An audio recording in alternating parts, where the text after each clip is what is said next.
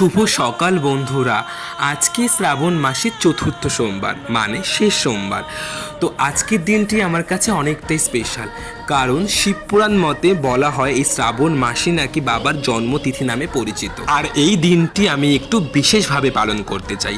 তাই সকাল সকাল স্নান সেরে শুদ্ধ বস্ত্রে আমি ঠাকুর ঘরে এসে পুজোর সমস্ত সামগ্রী নিজের হাতে গুছিয়ে নিলাম।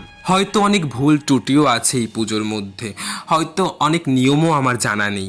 তো বিশ্বাস করো, আমি মন থেকে মানি যে তুমি যদি ভক্তি করে ভগবানকে স্মরণ করতে পারো, যেটুকু দিয়ে তুমি নিজে ভগবানকে পুজো করতে পারো, তো সেই পুজো তিনি গ্রহণ করবে। আর পুজো সবটাই আজকে তোমাদের মধ্যে আমি তুলে ধরবো। কেন জানি না, এক আলাদা শান্তি আমি খুঁজে পাই তোমাদের মাঝে সবটা শেয়ার করে। তো দেখে নাও, আজকে আমি ভগবানের স্নান যাত্রা থেকে শুরু করে তার অভিষেক তোমরা দেখো, আর অবশ্যই জানিও যে ভিডিওটি কেমন লাগলো।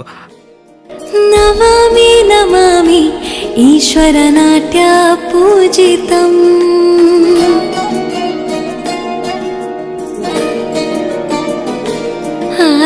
নমামি নমামি শঙ্কর পদ ವಂದಿತಂ।